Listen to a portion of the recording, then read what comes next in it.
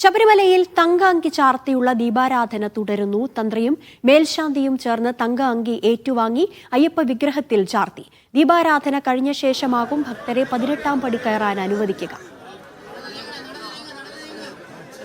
വിവരങ്ങളുമായി അജി കുഞ്ഞുമോൻ ചേരുന്നു.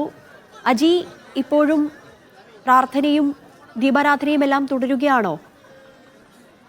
ആതിര, ഈ ശബരിമല മണ്ഡല പൂജകൾക്ക് സമാപനം കുറിച്ചുകൊണ്ട് തങ്ക അങ്കി ചാർത്തിയുള്ള ദീപാരാധനയാണ് ഇന്ന് നടക്കുന്നത്. ഇന്ന് പരമ്പരാഗത പാതയിലൂടെ വന്ന തങ്ക അങ്കി ഘോഷയാത്ര ഇന്ന് ഉച്ചയ്ക്ക് 1 മണിയോടെ പമ്പയിലെത്തുകയും അവിടെ നിന്ന് 6 മണിയോടുകൂടെ ശരംകുത്തിയിലെത്തി അവിടെ നിന്നുമാണ് ദേവസ്വം ബോർഡ് പ്രസിഡന്റ് നേതൃത്വത്തിൽ സ്വീകരിച്ച് സന്നിധാനത്തേക്ക് കൊണ്ടുവന്നത്. സന്നിധാനത്തേക്ക് സോപാനത്തെത്തുന്ന തങ്കഅങ്കി ഘോഷയാത്രയെ മേൽശാന്തിയും ഒപ്പം തന്നെ തന്ത്രിയും ചേർന്ന് ഏറ്റുവാങ്ങി അയ്യപ്പ വിഗ്രഹത്തിൽ ചാർത്തി ദീപാരാധന നടക്കുകയാണ്.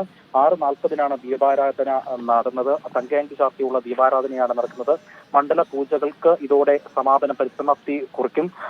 ഈ മണ്ഡല പൂജ സമാപനം കുറിച്ചുകൊണ്ടുള്ള ദീപാരാധന നടന്നതിന് ശേഷം മാത്രമേ ഈ അയ്യപ്പ ഭക്തരെ സന്നിധാനത്തേക്ക് പിടിക്കുകയുള്ളൂ, 18ാം പടി കയറ്റാൻ അനുവദിക്കുകയുള്ളൂ. നാളെയാണ് മണ്ഡല പൂജ നടക്കുന്നത്. മണ്ഡല പൂജ നടക്കുന്നത് കൊണ്ട് തന്നെ സന്നിധാനത്തും പരിസരത്തും വലിയ രീതിയിലുള്ള ഭക്തജന തിരക്കാണ് ഇപ്പോൾ അനുഭവപ്പെടുന്നത്.